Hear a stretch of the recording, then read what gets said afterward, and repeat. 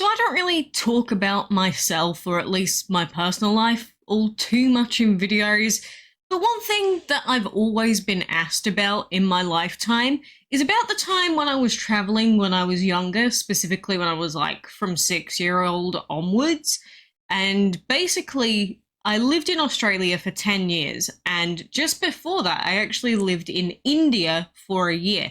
And outside of that, there was tons of traveling involved, going to different places and all of that jazz. And I did most of that when I was a little wee kid. So I actually got really bored of traveling and all of that. And I feel like whatever happened to me back then, all the things that I saw, I feel like I had a different experience compared to, I don't know, most people, I guess. I mean, it's like 20 years ago now since I lived in India. So obviously, India is quite a different place now. And the infrastructure, and I just think the general quality of life for everyone in India has improved a lot since I was there. So I have to say that there was a lot of good stuff that happened while I was there. There was also some bad that happened, but just thinking over it so many times over the years, and it was such a different experience from living like in England, for instance, where I was born, that it probably did have a more profound impact on my views and my general attitude than I probably ever thought that it did. I would say that it was generally a positive experience, apart from the kidnapping bit, the loss and faith of society, and just the general stench of the streets over there. So, thanks to some changes over at Twitter a few years ago, I do actually see quite a lot of Indian racism now compared to what I did like 10 years ago on the internet. I don't know if it's just me, but I've seen a hell of a lot more than I ever used to. And of course, India and Pakistan basically just entered a war, so things aren't going too well for India at this very moment in time. But a lot of the hyper Indian racism that I see online, it's not all of it, but usually it's from people that have never seen, never experienced, or even they don't even fundamentally understand what the country is like. I mean, it's true for most things, right? People judge things they don't understand, and they sometimes act negatively based on stereotypes, even if it's not intentionally.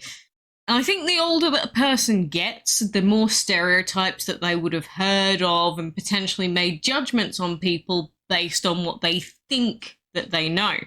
And I don't even necessarily blame people, it's a defense mechanism, to avoid bad things, you don't interact with them. So you hear a bad thing about a certain place or a certain people and you avoid them. If someone tells you that that thing is bad, you do avoid it. It makes sense in theory. But it just doesn't really work when it comes to things that those people have zero experience with. Now, I was very young when I lived in India, and it was only for a little while. So the chances are that some things when I was there I didn't see because, I was a little kid, or maybe something that I misremembered slightly, or it was something else entirely. What I can tell you are things that did happen that I have photos, evidence, and actual recounts from other people of. Rather than listening to, really extreme online grifters telling you something about India and reposting the Kit Boga scamming video clip or a clip from the most recent war that's going on, I'm here to at least show you what my perspective of the country is and what my experiences were. Why am I doing this? Well, since I get asked about it all the time, I might as well make a video on it so that I can just link it to anyone that asks, I guess. This isn't to say that my experiences, in my opinion, are the only valid ones, but at least I actually lived in the country and I've lived in other countries as well. So I can actually compare, what India was like, what Australia was like, to what England was like. I have something to physically compare it to versus someone that's never lived somewhere else and they're just spouting nonsense online and just building vitriol for no reason. So I really do not remember anything in chronological order, but I do remember the general gist. that I was living in England, and then I got to go to Japan first because my parents said, well, since you've got to go and live in India now, you can go anywhere you want. And of course, I picked Japan to go and buy tons of Pokemon stuff, as you do at 6 years old. And, you know, I was going to be leaving my home country, leaving my friends from school, leaving my family, all of that jazz. I didn't really understand what that meant at the time. You know, that was just my life. It's like, okay, I'm going somewhere else now. Cool, I'll get to go to Japan too. But you don't really understand what the difference is when someone says that to you, I guess. But when we moved to India, you get off the aeroplane and instantly you are just hit with a sweltering deluge of heat. Instantly, your body feels like it's about 40 kilos heavier than it was like 5 seconds ago. It's just not the same heat that you feel during the summer in the UK. It's the humidity, the air, the smell. Everything is different. And that's not to say that the smell when you're in the airport is a bad one. It's just you can instantly tell that you're somewhere else. And then as soon as you leave the airport building, you'll notice instantly just how different the trees, the floor, the infrastructure of the place actually is. You can actually tell which country you're in, not just in India, but anywhere, just by the smell in the air, the trees, and what the floor looks like. I'll attest to that. Everywhere that I've been is very distinct. You don't need signs or anything. Just the smell sometimes is enough to tell you where you are. So when I was in India, I primarily stayed in 3 places, I believe. There's 2 that I definitely know, and then those being Kolkata and Vizag. And then the third one, I believe, was Gujarat or somewhere nearby to there. So those are 3 very different places in India. There's like one coastal place, Kolkata being very monsoony, and then Gujarat that's a bit more deserty. But my main base was in Kolkata. That's where the apartment was located that I stayed in, and it's also where I went to school for a little while.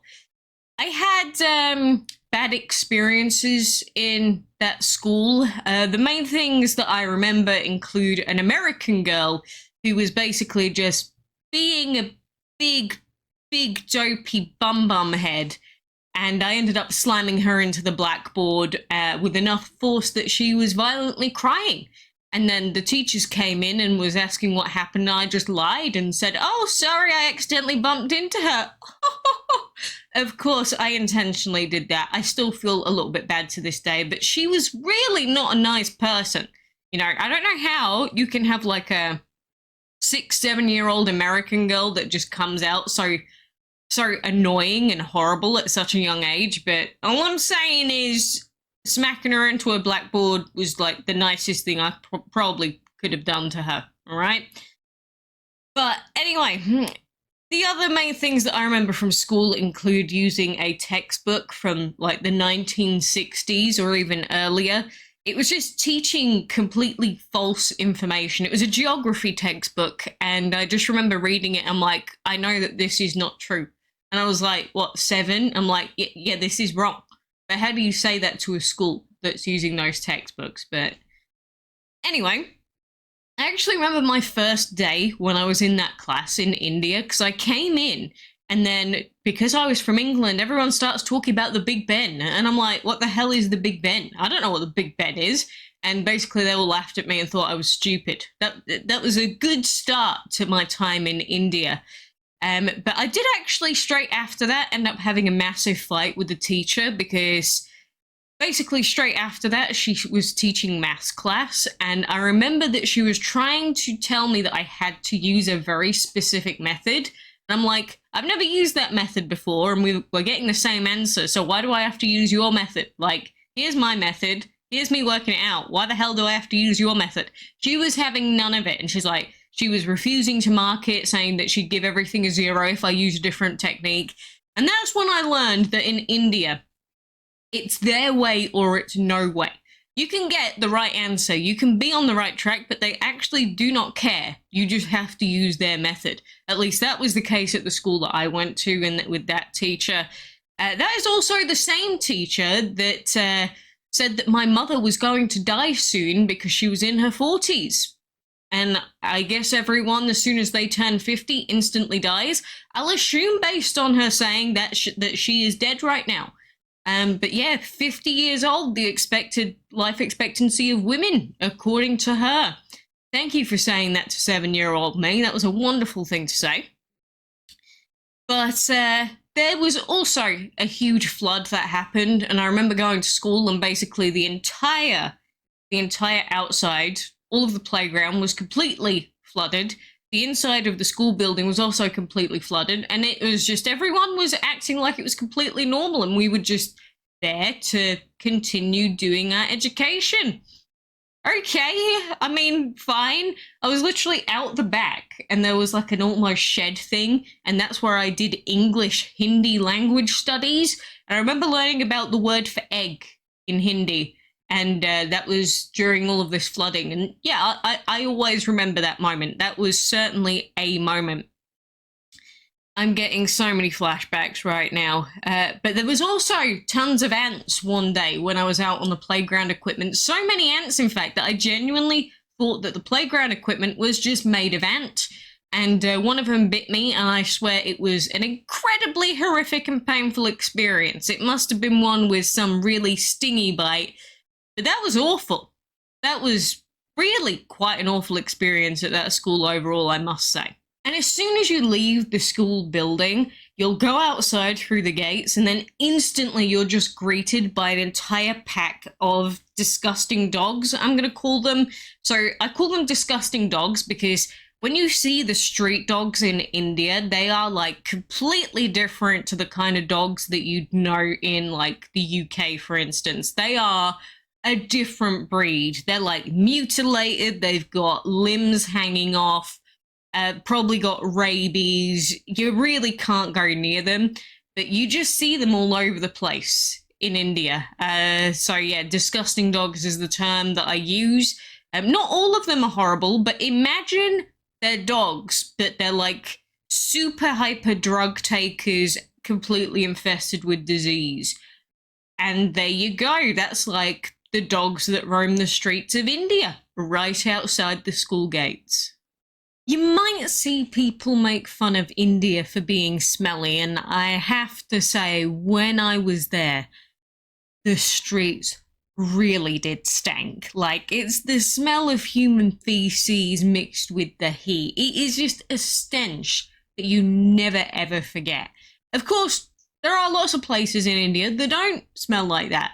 But I will say that a lot of the side corners, the side streets, and just the general areas, they did absolutely smell like that. Some much worse than others. But I think that one thing that foreigners aren't really aware of is just how different it is, the massive wealth disparity between people. Because in India, you'll see an entire area of just slums or really poor areas in like a little box. And then literally right next to it, the next building is some like massive high-rise apartment.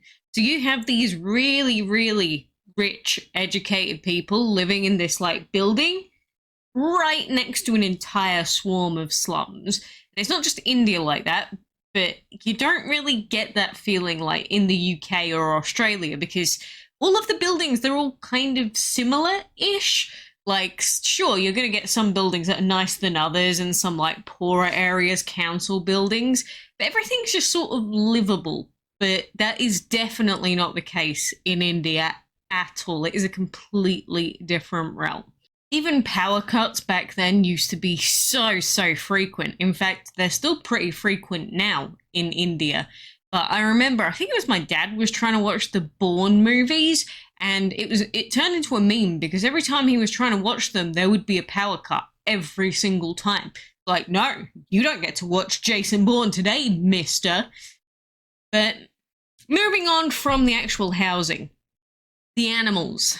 Man, I can remember being in one hotel in India. It was quite a high hotel, looking down from the window, and all that I saw was just a camel running up the street, followed by a donkey running after the camel, followed by a donkey running after the donkey running after a camel.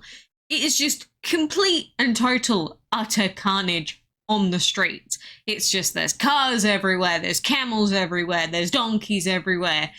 It is never ever, there is never a dull moment at any point when you're in India. It is just constant, engaged, everything is on chaos. But I don't think I could ever recommend for anyone to drive in India. It is just not safe. It is complete, total, and utter carnage. The only people that you can trust to drive you around in India are the tuk-tuk or the rickshaw drivers, and you know, their little vehicle things, like bike things. They've got massive holes in the side, and you might fall out of them, but at least on the tuk-tuks, because of that massive hole in the side that you might fall out of and die if you get into an accident, at least you're going to be a bit colder because, you know, you're getting the breeze through the tuk-tuk, so you just don't die from the severe heat, which is always a lovely, lovely benefit. But I remember being in one of the hotter places, and I was in a shop, and I got an ice cream. And by the time I walked out of that shop, so I went in, get an ice cream, and I start walking out. By the time I start walking out, that ice cream is already melting all over my hand. It had been, what, 15 seconds, something like that? That is how hot some of the regions are. It was near 50 degrees in a lot of places.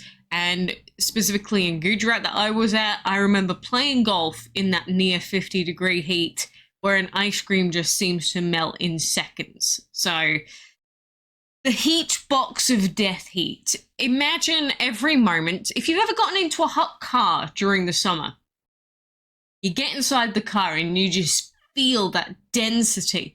That is what it felt like. And I still remember that feeling now, and I hate that feeling to this day. But that is pretty much India for 80% of the year, at least in some of the hotter regions. But speaking of which, it was always either way too bloody hot or you were in the middle of monsoon season. I remember in Kolkata when it was just monsoon after flood after monsoon, into humidity, into rain, into heat.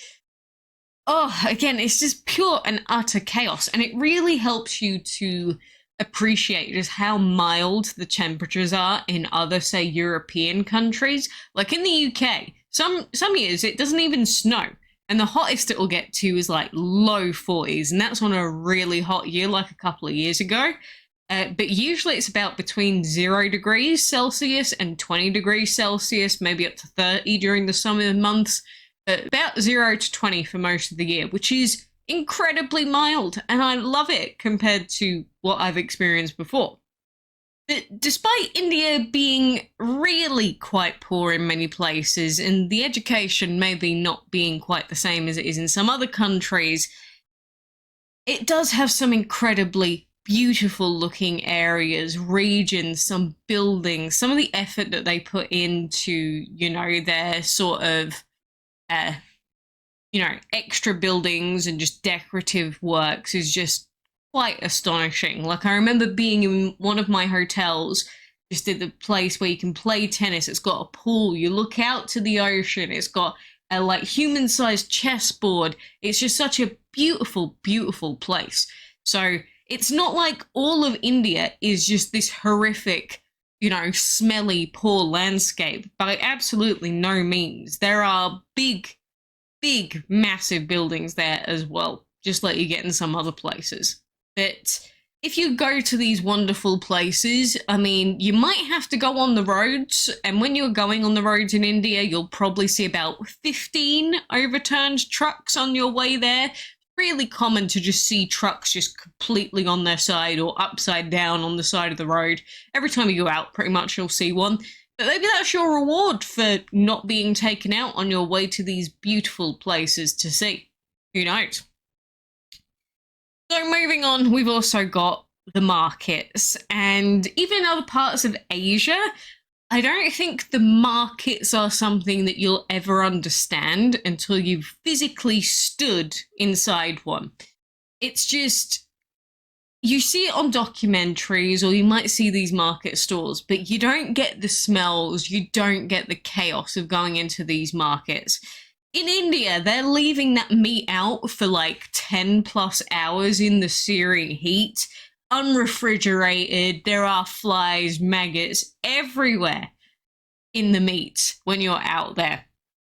It's just infested with flies. The mutton, it's like you'll be lucky if you go a single week without being ill. And that's if you eat from like the street vendor stores.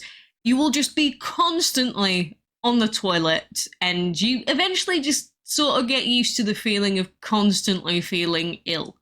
But the hordes of people trying to sell you stuff in these markets and to the sides of these markets, especially if you're white or just not Indian, is unreal. Like, you'll be walking through a road and instantly about 100 people, and I am not exaggerating, it is like 100 male street vendors will just congregate in a circle around you trying to sell you stuff. And the only thing that you can do is just keep walking. Like, ignore them, keep walking, don't entertain them. Sometimes they've got like cool little trinkets even, but you literally just cannot afford to just stop.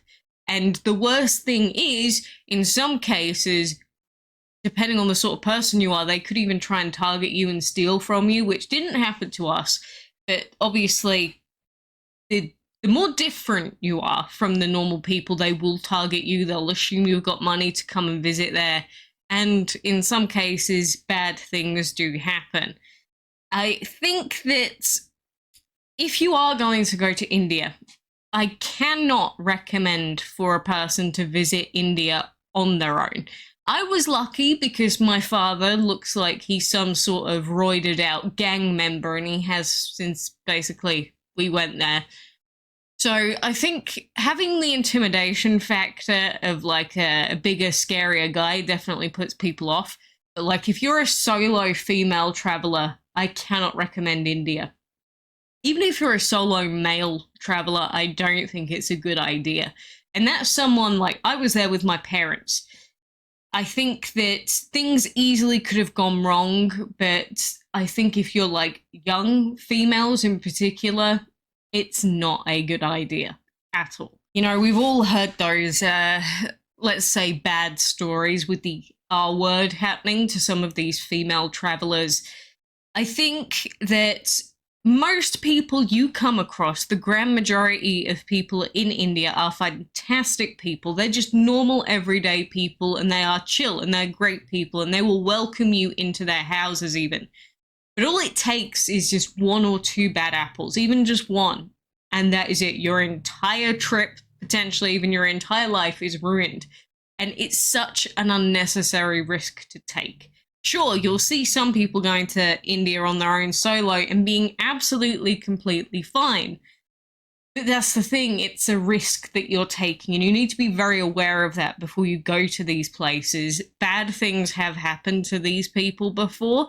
Bad things happen to normal Indian women when they go along the street. So imagine if you're some, I don't know, Chinese lady or a white lady walking through the streets. You stick out like a sore thumb. Please don't do it if you can help it. So moving on from, I guess, a bit of a heavier topic there, we did have a driver in India, and I think in India it's pretty normal to have, say, a driver and also to have a maid. And the maid, I remember she used to make cauliflower mash, which was bright green. I don't know how she achieved that, but I'll always remember that. But the driver that we had, he was such a cute little boy, and like he took us to his family village and everything, introduced us to his wife, his child. His village was a little bit further out from like the main city sectors, and it's very different. It's very reminiscent if you've ever seen, say, a documentary on Africa, where it's just sort of, they have these little oven things that are sort of just on the floor, or like cooking materials, and they sort of cook the food on the floor, and like everyone's just sort of sat around on the floor just sort of doing a whole lot of nothing a lot of the time. But there's just so many people in this like little village, and I remember the driver, he took us into his house and showed us, you know, his whole house. And by his whole house, I mean a room that is not even big enough to move around it, like to turn around it. And this was a house that they cook things in that had him, his wife, and his child in it. Like, his house was far smaller than this bedroom. Yeah, I know you can't see the whole thing, but clearly I've got enough space to do this quite easily. I don't think I could have done that in his house. It was tiny, and obviously the ventilation was poor. It was hot as sin, and it was in the middle of nowhere. And also in this village, they had like poop kebabs that they would just keep on the side of the road. I know that in some parts of India, what they do is they get manure and they rub it on the walls and they use that to cool down the houses. I actually saw a teacher or a principal was doing this in an Indian school recently, and apparently it caused a bunch of flack. But that is genuinely what some places do. I don't know if that's what the village was specifically using the poop kebabs for, but yeah, I remember the poop kebabs on the side of the road next to where you drove your rickshaw. But yeah, that was certainly an experience. But with that driver, I'll always remember him because he went and climbed coconut trees, like literally. He felt like Superman sometimes. He'd just like go off and then suddenly he's climbed a whole ass tree just to get a coconut out of it. And he used to climb trees and like catch parrots. And I've been reminded that he offered to actually go up and catch a parrot for me one day. And actually, the parrot that I've got right now is an Indian ringneck that actually comes from that region of India, and we called him Gandhi. I mean, the species is from Gandhinagar, I think, but essentially, my little Gandhi parrot is a throwback to our Indian driver, and when he offered to go and catch a ringneck for us. I loved the parrots back then, that's why he offered to do it, and I ended up with beautiful green banana in the end. Oh, and I haven't even talked about the kidnapping yet. Right. So, when I was in my apartment in Kolkata, essentially there was the owner, which was a female, and then she had a son, which was basically this gigantic, really fat Indian man. And I don't know what led up to it, but for some reason, I ended up going somewhere with this owner's son, and he took me, I think it's to a different part of the apartment or somewhere nearby. And he took me into this room, and there was like a big shrine thing in front of me, covered in flowers and stuff, and it's got like one of the gods in the center. And he was essentially trying to get me to like pray or do something religious related at this shrine. And it sucks for him because I'd actually already dealt with people like this before in my English school, because they used to get us to like say religious verses and stuff. But I was like 5 and I didn't understand what any of it meant. So I just used to be like, I'm not saying it because I don't understand it, right? Like, it's got no meaning if I don't actually believe it. So I was already the sort of person very much against being forced into a specific religion without my consent. And then he tried this on me and I was having none of it. Like, this guy was really trying to push me to do this religious ceremony. And just bear in mind that this guy had randomly taken me to this place without actually telling anyone where he'd taken me. And then, of course, suddenly my father finds out. I don't remember exactly how the full set of events went once I was found, but certainly a moment, shall we say.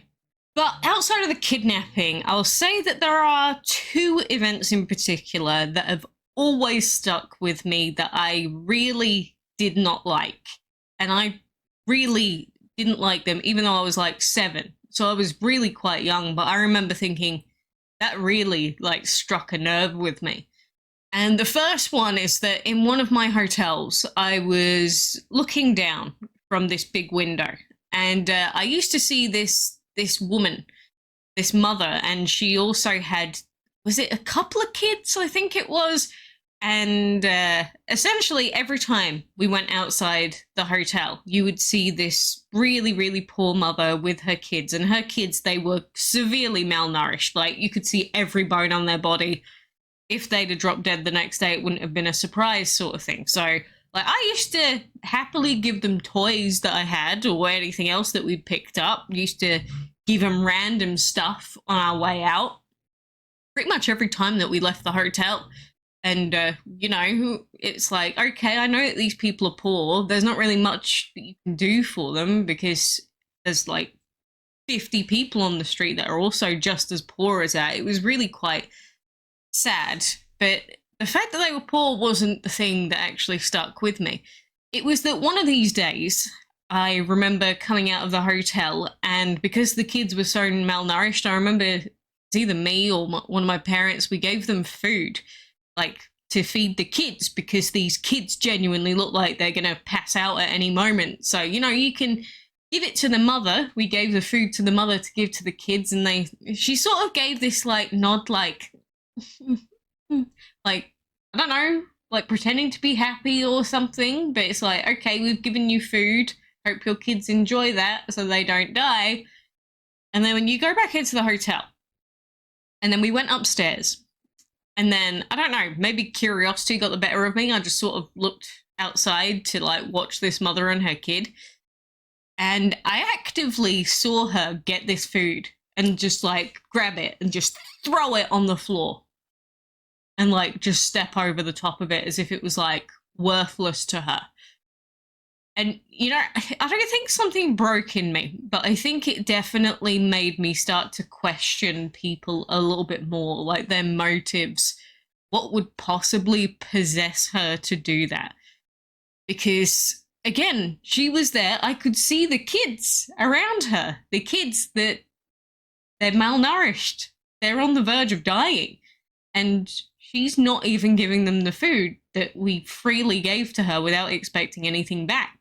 But she cared so little. She just wanted money, I guess, to spend on herself, or thought that because we were white that we'd just give them endless amounts of toys and money.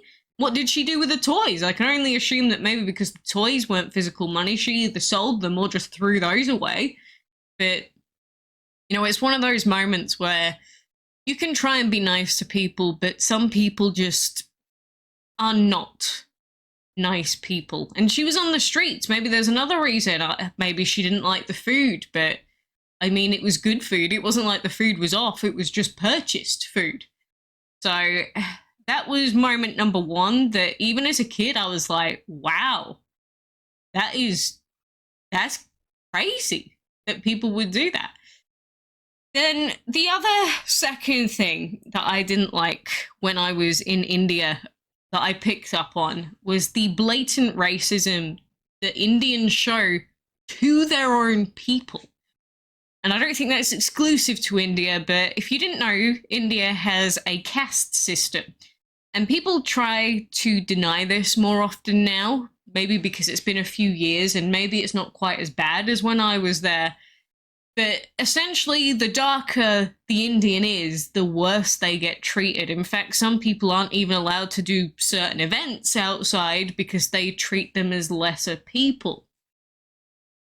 It's just one of those things that I kept seeing. But there was one day where we went to a zoo, and I actually have photos that they got deleted and then had to be restored. But there's a photo of when we went into this area, and they let us into this like little shedded area, which is like a connector between some of where they keep the animals. And basically they said, oh, come in here and we'll let you pet the lions if you pay a fee, right? So we went into like this little boxed area and we were allowed to go in and pet the lions. Except I saw that there was another Indian family right next to us that obviously had heard them saying this to us, and they tried to come in as well, and they were offering to pay money, and they wouldn't let them. They literally would not even let them in this area. And you'd say maybe it's because there's too many people and they don't want to frighten the lion. No, they just wouldn't let them do it because they were Indian. And sometimes I think to myself, it's like, did I dream this? But no, I remember this vividly because this was certainly a moment where I was like, they're genuinely just being racist to themselves. Like, this is shocking. We literally got in because of our skin color, and that was it. They assume that we're rich because we had a different skin color to them, And that was it. We were allowed in and they weren't. And at that young age, that was the moment where I really started to despise any sort of caste system, any sort of privilege to be granted just because someone looks a lighter skin tone. That was my moment right then and there. And I learned that from that young age of 7. It really stuck with me, and it really triggered me seeing that in person. And then the more you see it, you start to realize it's been happening around you, but you just weren't aware of it before. But they just assume that you're filthy rich whenever you're going through the markets, anywhere else. You're always going to be charged more. You're always going to have to barter. And even if you barter, you're still going to be charged 500% more, even if you waste 20 minutes arguing with them. Like, I get why they do it. It's because a lot of them are poor, and, you know, we probably do have a lot more money comparatively to them, and they want to take advantage of that. But at the same time, not giving those same privileges to your own people that are willing to spend the same amount of money is just completely unreasonable. There was also stuff when I was in certain areas. I remember they have like alcohol licenses and meat licenses, believe it or not, because, you know, a big chunk of India is like vegan, or their version of vegan, where they'll eat fish and chicken, but not other meats, which I find really weird. But I remember us going into a place and my parents were getting an alcohol license and they were getting a meat license. But I remember someone else when I was there telling me that they tried to go for a meat license and they were denied. Reason? Indian. So we're sitting there in an area able to buy an alcohol license to buy these technically banned goods, and it's literally just because of the color of our skin. So as much as people might claim that like racism does not exist, or they want to say that it doesn't exist at all, when I was there, it absolutely did exist, and it was in my favor. Like, even if I went out onto the streets, I've got pictures with people where they just asked to take a photo with me. And the reason they ask you to take a photo with me is because I'm a white kid. And, like, I don't even think that that's necessarily a bad thing, because they're asking to take a photo because it's different. It's like, wow, you're actually outside in public interacting with other Indian people, like in the markets. That's weird. They don't see people do that typically. So they asked to take a photo with you. There was even an Indian colleague of my father's, I remember, whenever he'd go to a hotel, he refused to go into the normal, like, village areas or markets or anything. He'd just stay on the hotel complex, and that was it. But on, like, this one hotel in Vizag, we went on the beach, and there were just hordes and hordes of Indian people, and they weren't used to actually seeing people from the hotel actually go on the beach and interact with them. And so they asked to take a photo, and we took a photo with all of them again. So it brings its good and its bad sides, but fundamentally the fact that it's all just based on someone looking slightly different really didn't sit well with me. And, you know, this hatred for darker skinned people, maybe it's partially my fault, because, you know, I know that England sort of screwed over India quite badly a few years ago. I'm sorry about my ancestors, dudes, but, you know, this whole mindset of, like, white is powerful, white is the one to be respected, the lighter skinned folks are the superior ones. It's just instilled from such a young age, and the kids clearly see it as often as I saw it. Well, maybe I see it more because, you know, I'm the actual white one, so every interaction for me was different, but they'll have seen that, they'll have heard it at home, and it's quite clear where that sort of belief system comes from. And the early installed hatred for skin color racism for me does kind of relate to the next thing that I really grew to despise while I was growing up, which was patriotism. So considering that I spent so many years in so many different places, nowhere felt like home. Everywhere just felt like a new place, a place that I could be. People were accepting enough to accept me in these places, despite the fact I wasn't like them in the first place.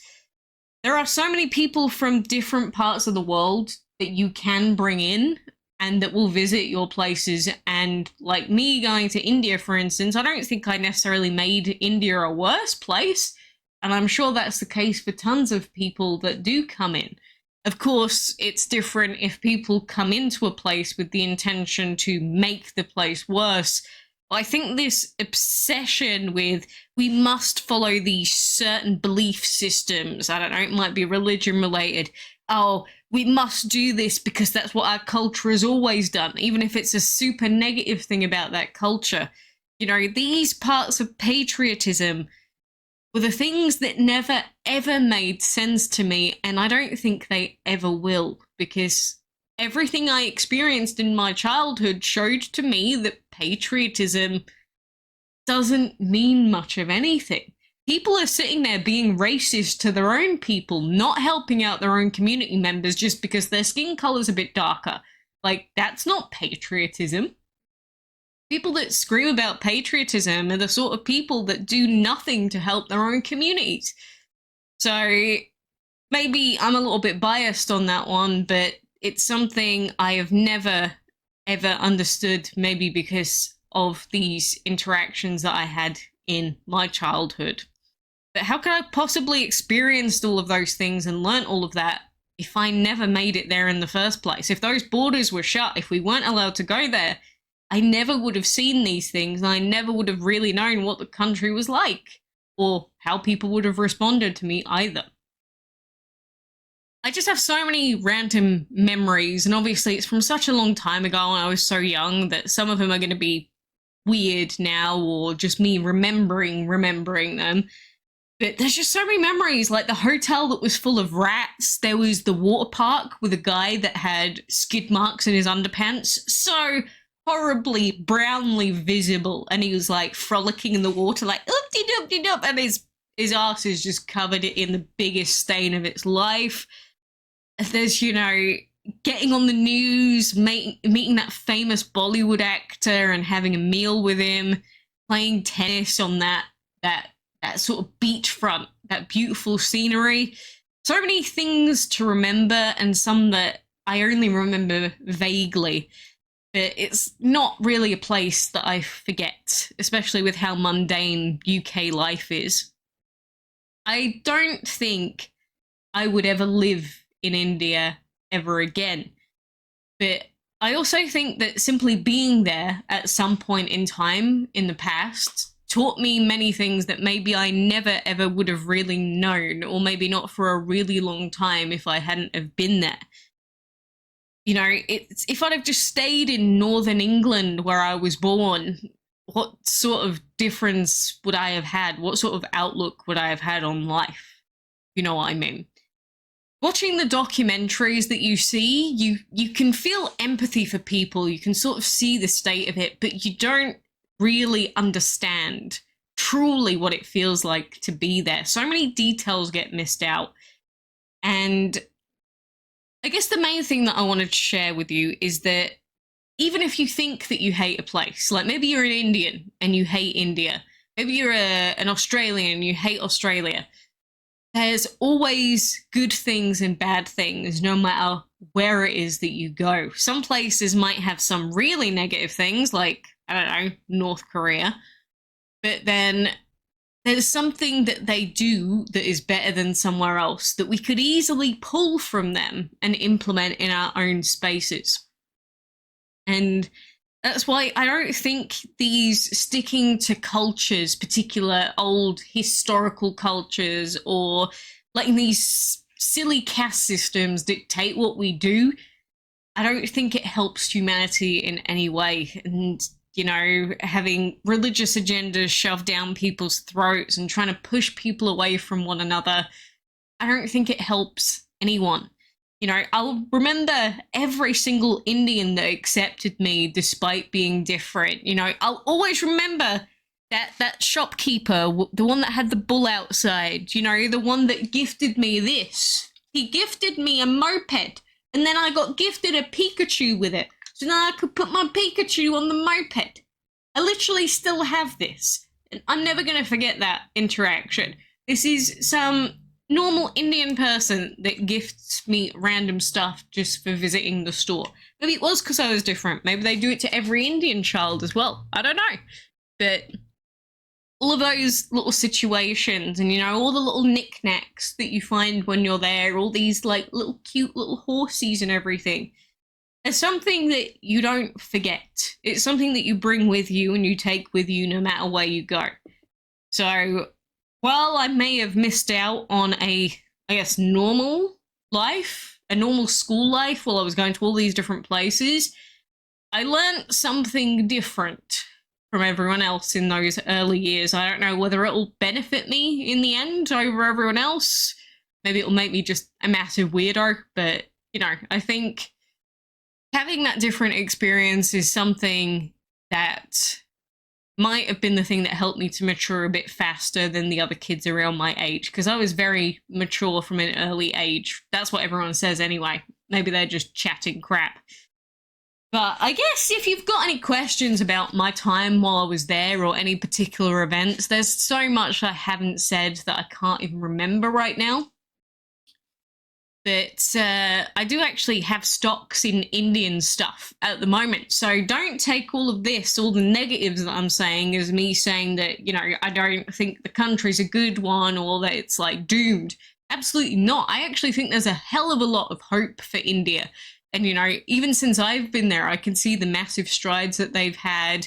I know they still don't even have things like the Switch and all the Nintendo stuff released there just because of the difficulty getting out on the streets there. But, I think that those are the sort of things that are in the pipeline that could bring India more to like, modern day first world standards rather than third world standards. And I do think that it's going to be here sooner rather than later. They just need to get this war over with. Like, that war isn't helping anyone between India and Pakistan. And the people that suffer the most out of all these spats, it's the common people. And the common people have already been screwed over by the rich folks dictating everything in their lives, removing things from them, and leaving all of these poor homeless people on the streets with, like, no limbs to go with. That's the fault of the government, the big, powerful guys. It's the modern, like, the normal people that suffer the most from all of these political things and all these forced culture wars and stuff like that. It doesn't help anyone. So the only thing that I can do is wish the best for everyone, all of the common folks. That mindless fighting over skin colours, it won't help you.